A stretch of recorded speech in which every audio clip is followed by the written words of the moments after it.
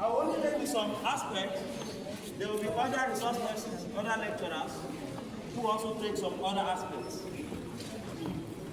By way of starting, I want us to look at the word research itself.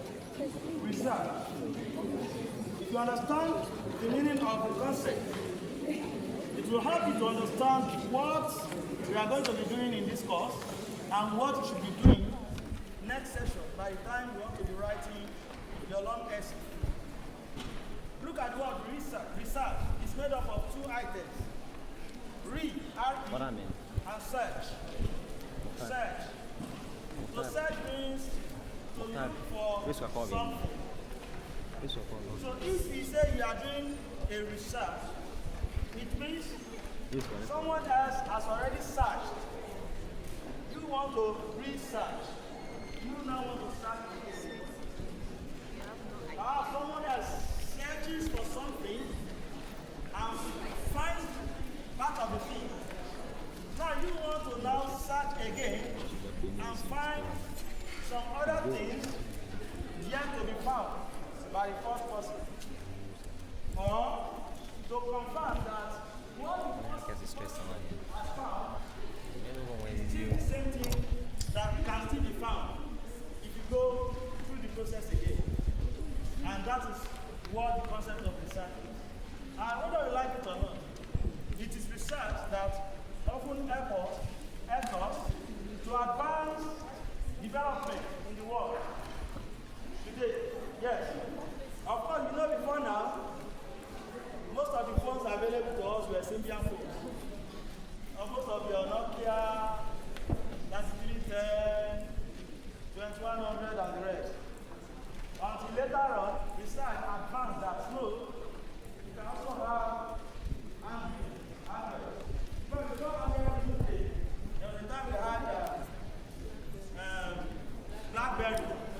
Yes, BlackBerry. Then BlackBerry faded off and it was taken over by Android phones. And now from Android phones we have this one. What do you call it? This other one, what do you call it? iPhone. Yes. We have iPhones now. Now, it is research, continuous research, that gives us, as people are using research now, and using iPhones now, researchers are still discovering new things that can still be done that will advance our use of phones. So, the more research, the better we make our world to be. So you are doing research because you want to find some explanations. You want to find some answers, some responses to some problems. And that's why we usually connect research to a problem. You are doing a research because you want to explain or solve a problem. And when we say problem in research, it doesn't mean we are talking about just the layman's problem. It's not necessarily a real-life problem. But what problem means in research is that there is a gap. There is something left unknown that we want to explain. That thing that is unknown to the world is what constitutes a problem, which we normally call research problem. So every research will always have what we call a problem or research problem. Are you with me? Yes. So, if you, anytime you are asked, go and submit your project topics. Don't go to the internet to go and look for topics. No. What you need to think about is, what research problem do I want to explain? Do I want to investigate? Do I want to solve?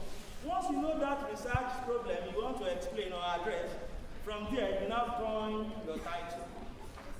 You understand? Your title should be coined yourself. When you do that, it means you will have a clear understanding of what your topic is about.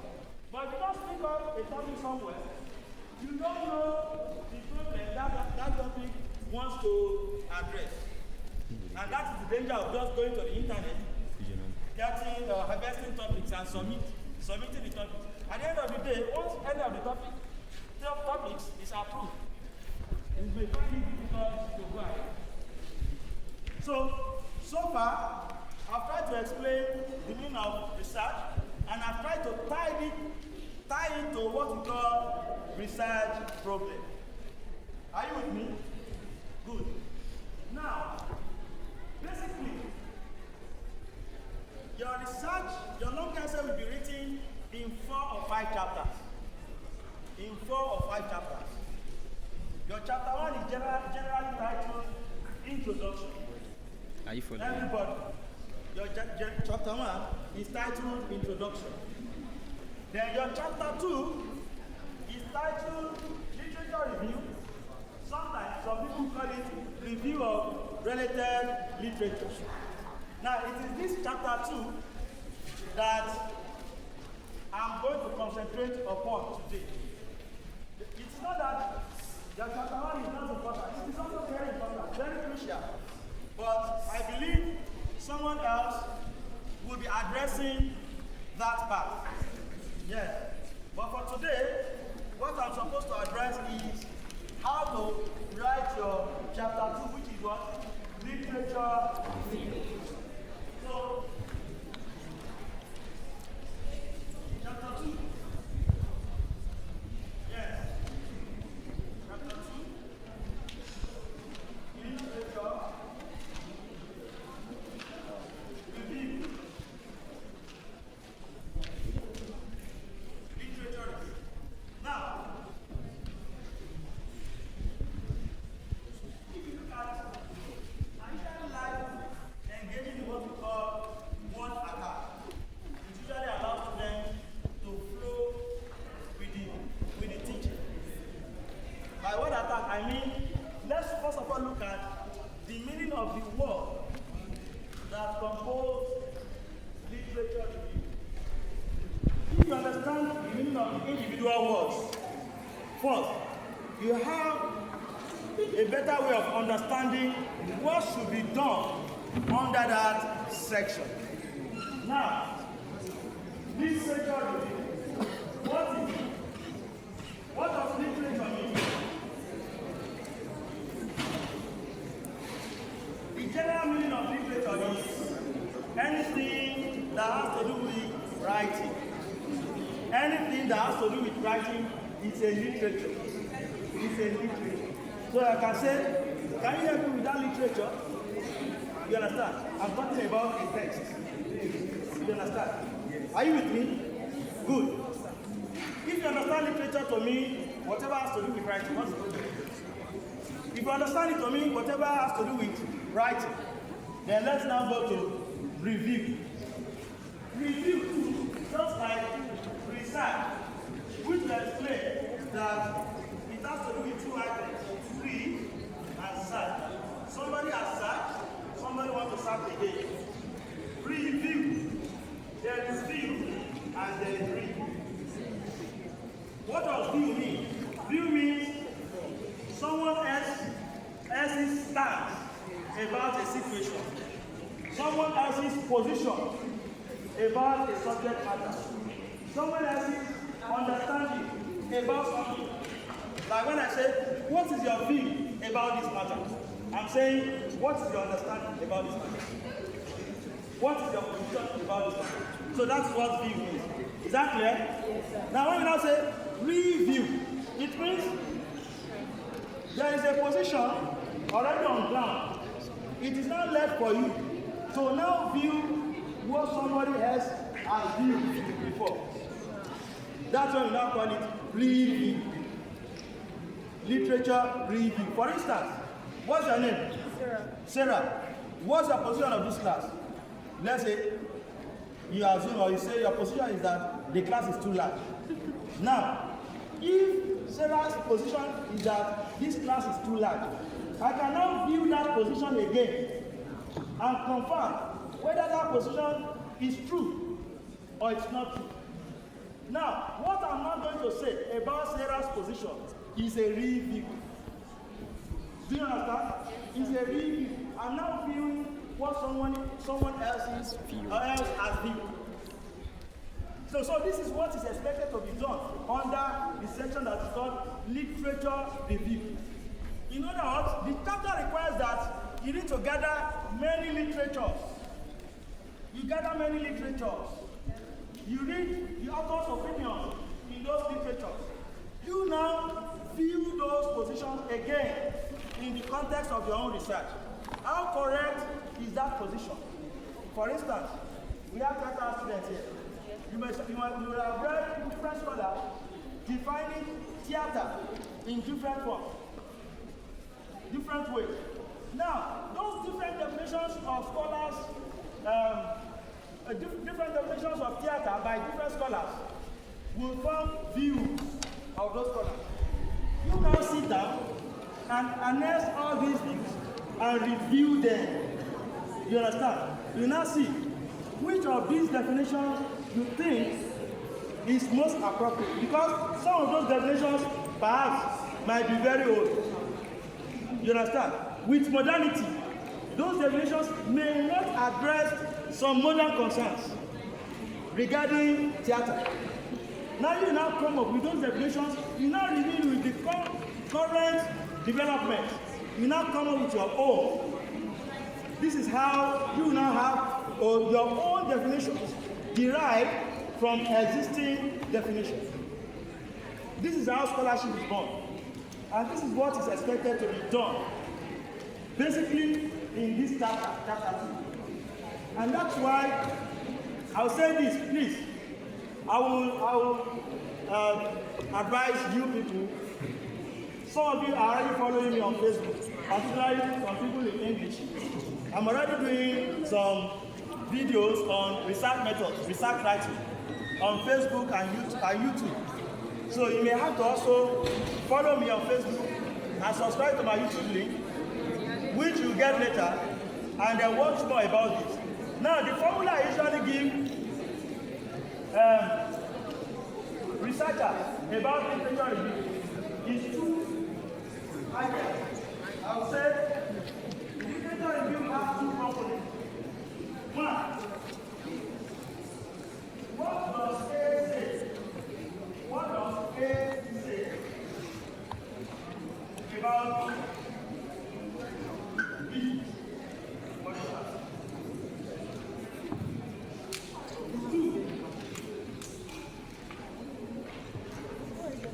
What is my position or reaction? A saying about B.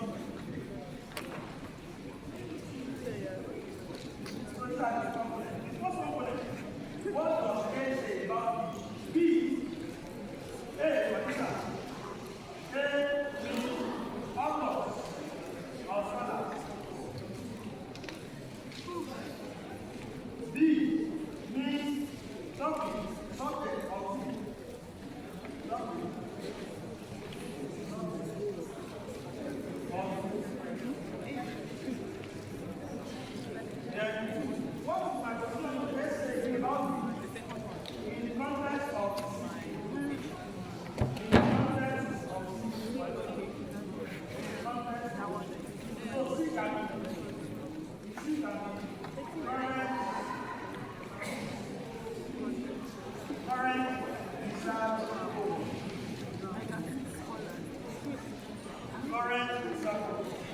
Now, if you have not done this, particularly the second part, the B part, the second part, if you have never done that, we will not say you have done a literature review.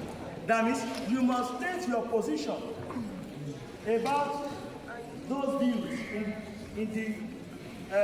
in relation to your own work. To your own work. For instance, we say democracy, the most popular definition of democracy is that what? Government of the people, by the people, and what? For the people. In the context of Nigeria, would you say this define our own democracy? Hello, Prof. I will call you after my class. Prof, let me call you after my class. Do you understand? Would you say democracy is government of the people, by the people, and for the people. In the case of Nigeria, would you say actually this definition fits us? Now, so if you say it doesn't fit us, it means you now need to review that thing. You understand? That definition, yes, may be applicable to some societies, but in our own society, no. So you may not come up with your own definition because you feel this definition does not suit this society. So this is why that B must be done. So any of the section you are, because this chapter will be divided into sections. Whatever section you are addressing, these two items must be in your mind. You understand? The first one is that you have to let us know what some authors have said about a particular topic. Then secondly, you now let us know your own position about what they have said. It is possible that what they have said will be correct. You still let us know. It is not, it is in all situations that your own position will go against their position. Even when your position aligns with their position, you still let us know and give us a reason why you support their definition. You understand? But if your position goes against theirs, you let us know and provide an alternative position. You understand? It's when you do that that we now say, yes, you are doing what we call literature review. So do you understand this concept of literature review now? Yes. Good. Having understood this, the next thing you need to learn is that the entire chapter of literature review. Are you with me? Yes, sir. Your entire chapter 2 of literature review can be divided into 3 parts. Can be divided into how many parts? 3 parts. What do you think?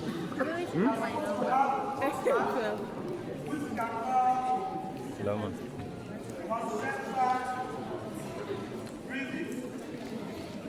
Hello, man. Nam, you may call out back mini class.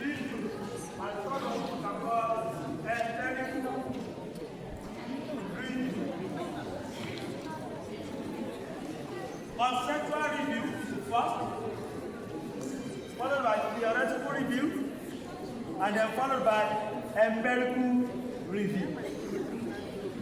Are you with me? Yes, sir. The entire chapter 2 of literature review needs to address these 3 items.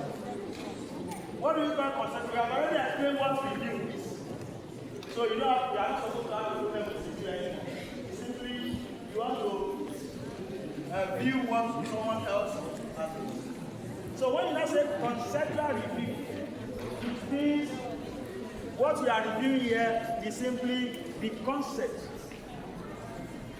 In other words, immediately you have your title, the title of your work. There are some key components, key concepts that constitute your topic. If, for instance, your topic is massive failure in the undergraduate program of the University of Abuja, for instance, let's assume this is your topic. This is your topic. Now, if you check this topic, there are some concepts that make up the topic. One of them is failure. Because it's a massive failure, the undergraduate program. You understand? One is failure. Another one is undergraduate. It's also another technical test. Another one is university. Because University of Abuja. Now, we have identified 3 concepts here. Under each of the concepts, you can see identify some concepts, even though they don't appear in the topic. Even though they don't appear in the topic. For instance, failure will have a sub-concept such as success, because success is the opposite of failure. It is when somebody can't achieve success, that we can say that failure. So that's another concept. Then undergraduate, you understand? We are talking about what do you call it? You have teaching and what? We normally award degrees based on what? Learning and what? Character. So when you're talking about university and undergraduate, you have learning or teaching and then character. So these are other two components, sub-components that you can find under undergraduate. Then you have university, which is another concept. University, other things you can also identify under university could be, let's say, extracurricular activity. You understand? Apart from the academic class. Now, each of these concepts I've already outlined from this topic. You now need to review them under conceptual review. That means you are reviewing all the concepts that need to do with your topic. So it is you, a researcher, that will determine the topic and the concept. You will be the one to derive the topic and the concept from your topic. And that is why if you are three and you have different topics for your research, your conceptual review